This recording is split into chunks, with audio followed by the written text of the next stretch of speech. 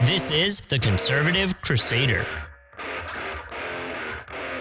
Welcome back. This is the Conservative Crusader here on the Red Future Radio Network. Joining us now is, I'd like to say President Trump's favorite, I should say author, but it's a writer on Substack in America First News, a law clerk for Andrew and Tristan Tate, as well as a board of directors member of the Italian American Civil Rights League. Mr. Paul INGRASSIA is joining us now at Paul INGRASSIA on Twitter. Welcome back to the show, Paul. Thank you very much, GOP Josh. It's always great to be on your show with you. You're a young conservative influencer with a lot of power, as the big guy likes to say, and it's always a pleasure to speak with you. Well, I appreciate the opportunity to sit down with you as well, sir. So, as I mentioned in the latter half of your introduction, you are a board of directors member with the Italian American Civil Rights League. There was a very important day for you all over there just a couple, or I guess it was a couple days ago. Can you tell us about that? So yesterday, it was a few days ago now, but we had a Columbus Day celebration here in New York City, honoring, of course, the great founder of our country, Christopher Columbus. And as a group, we initially recently formed relaunched the Italian American Civil Rights League. It's called IACRL.org. It's specifically designed to stand up for Italian Americans during a time of great, as we perceive it, political and cultural persecution by the radical left, by Marxists, by communists who love to obviously wage a crusade on our sacred holiday, really the one day of the year where Italian Americans get to celebrate their heritage in the founding of America with Christopher Columbus. They want to take down statues of Christopher Columbus. Interestingly enough, we marched in the New York City parade, and Kathy Hochul, who's a radical far-left Democrat, she was there marching with the Italian-American community here. So that was very bizarre to see, given that she's obviously been on the forefront of taking down these statues as well. But, you know, we're designed as an organization. We're a not-for-profit organization designed to stand up for not just Italian-American culture and rights and so forth, but really traditional American values and traditional our way of life, the American way of life. So it's open to everyone, not just Italian Americans or Italian New Yorkers. It's nationwide, open to everyone. We have Roger Stone leading this organization.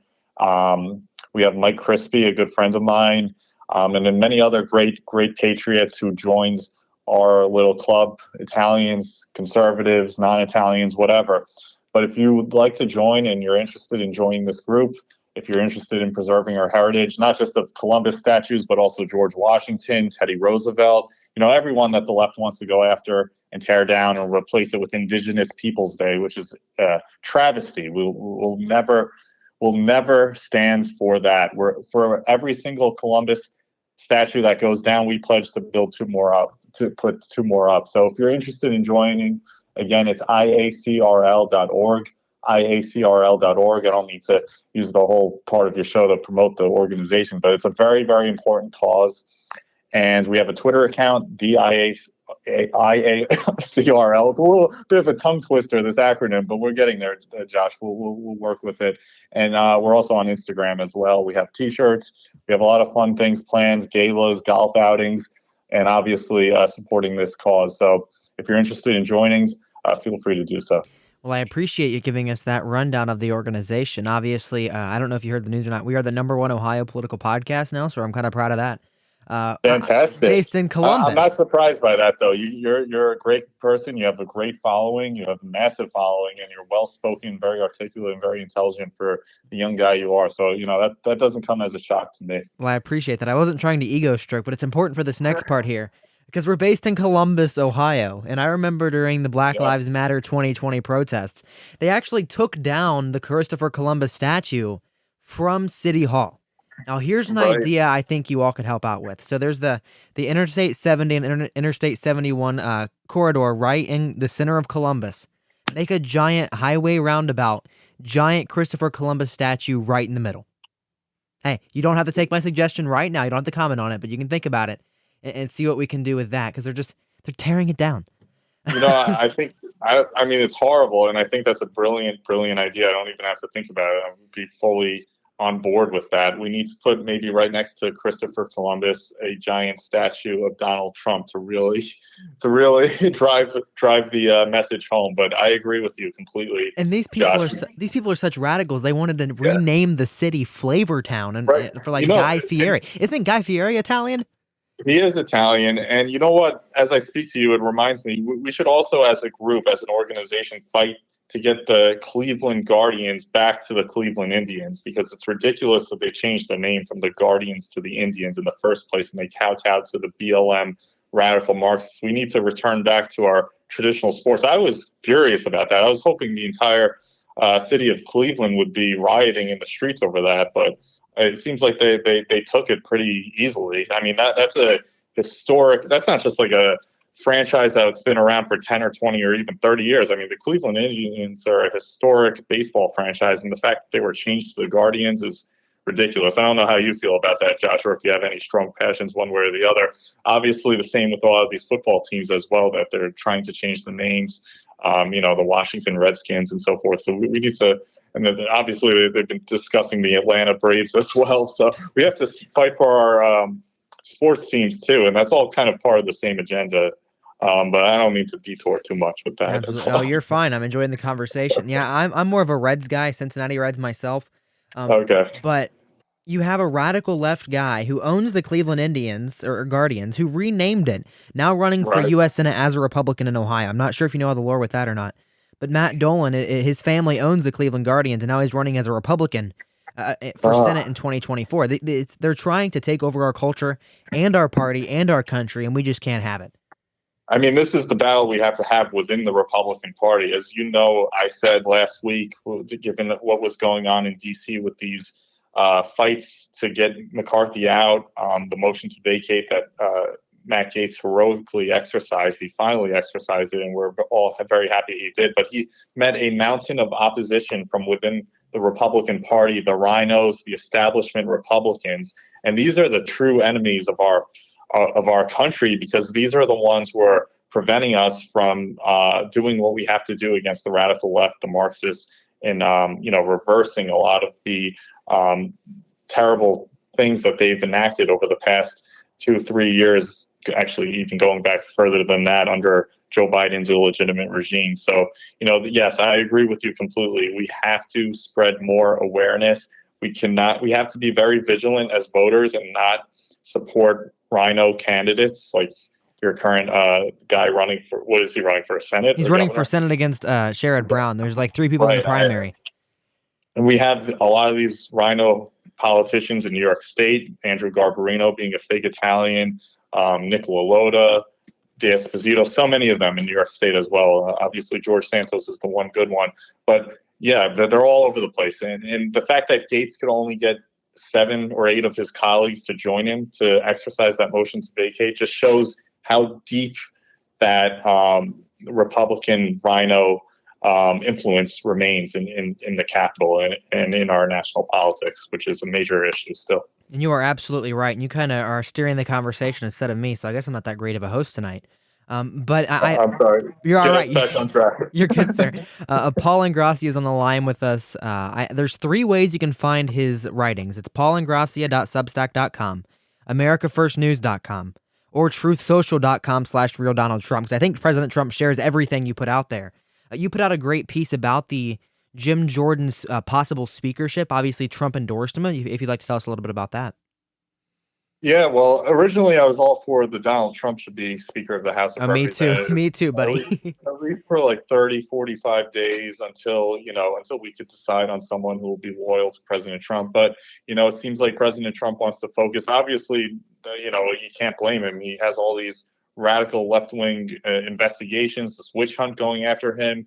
As we see, he's going to have to be back up here in New York City. He was here last week before the court with that radical unhinged judge and Letitia James and Alvin Bragg and all the rest of them. So he has a lot on his plate right now. So I could understand why he wants to default to someone like Jim Jordan. But obviously the key goal is for that next speaker to, one, obviously not renege on all the promises that they agreed to in that original January agreement, to itemize spending bills as Matt Gaetz wanted, to not send more money to the Ukraine, although over the past 48 hours, 4 or 5 days now it's been Israel. So we're seeing all that, seeing the psyop and the next big thing, next current thing being obviously the war in Israel. But we want to obviously reroute all that money not to any sort of foreign conflict that's too complex for us as a country, but maybe to our own U.S.-Mexico border, which is a disaster. It's been the worst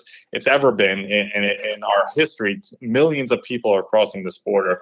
And as Donald Trump recently said, in New Hampshire, I believe it was, he was at a Carvel. He said, if you don't have election integrity, if you don't have borders, you don't have a country. It's plain and simple. It's a very basic formula. That's where our focus should be. And that's where the speaker's commitments should be. And obviously the main overarching goal should be for the next speaker. Hopefully it's Jim Jordan. He seems like the best front runner candidate to do everything possible to make Donald Trump's reelection easier. Because as you know, Josh, as I know, it's going to be a battle. It's going to be an uphill battle regardless. We still have major issues regarding our elections. It's a rigged system. Everything in this country is so damn rigged, and we need to obviously get all aligned, get all behind Donald Trump. The RNC, the Republican Governors Association, state and local lawmakers, and the entire Republican caucus. I mean, Kevin McCarthy didn't even endorse Donald Trump yet, even though Trump's up 50, 60 points in the polls. So we need to get behind Donald Trump, and Jim Jordan is a trusted ally, I think, of Donald Trump. He has his issues, don't get me wrong, I realize that, but he's someone who's probably much better, we hope, than Kevin McCarthy, and is someone that will hopefully carry out what needs to be done in order to make President Trump's reelection that much easier. So that was the point of my article. I completely agree with you, and I encourage you all to read it. It'll be in the top link in the show notes below. But we have a divisive sort of fight here with between Steve Scalise and Jim Jordan for this speakership position. I believe Jordan should be the choice by Republicans, but you see a lot of them trying to say, well, we should get rid of the one vote motion to vacate, as was exercised by Matt Gaetz. Do you see that being a possibility? Wait, I'm sorry. What was exactly occurring? I'm sorry. Could you? Because you're good, sir. We have the two speaker candidates. A lot of congressmen are saying they won't vote for any speaker until we get rid of the one person motion to vacate motion that Gaetz brought up. Do you think that's even a possibility? And how should we fight against them possibly stripping that away? Because that's the only defense we have. I definitely believe that it should remain on the table. This is something that Matt Gaetz, when he originally exercised the motion to vacate, when was it? Last week now, I'm losing track of time. Yes, when he did so, he said, yes, it would remain on the table regardless of who the next speaker was, whether it was Steve Scalise or Donald Trump. The motion to vacate would remain on the table. And that's a crucial leverage item. We need to keep that on the table because as we're seeing, the people could be psyoped very easily. The narrative changes quite radically.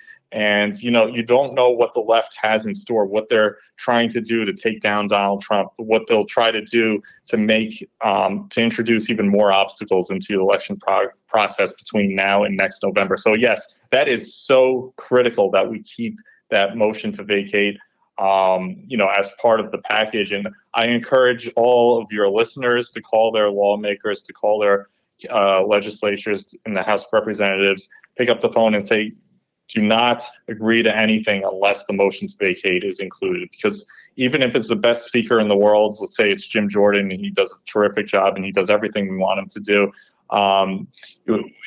you cannot overlook what the left might have up their sleeves. You cannot take any of that for granted until Donald Trump is safely back in the White House. So I agree with you that it is a serious cause for concern, and it remains an extremely important leverage item in order for the Republicans. Because let's say the next speaker is even worse than Kevin McCarthy, then you need that leverage in there to get that person out, because we can't afford that. We're not going to have a country if we don't get Donald Trump back in 2024, and that could be seriously hindered if we get another Kevin McCarthy type person in there. So exactly, and the first time that motion to vacate was even removed was under Nancy Pelosi, if that tells you anything about where they're trying to go.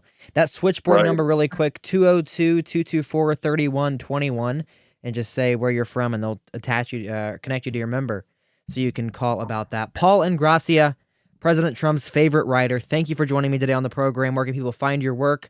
I know there's plenty of places you can find it. So what's your favorite? And then your social media, and we'll link everything in the show notes below. And just, I can almost talk. And take care of you, sir. Oh, thank you so much, GOP Josh. Always a pleasure. I encourage all your listeners, obviously, to follow you with everything you do. I can be followed on Substack. My latest writings, paulingrassia.substack.com.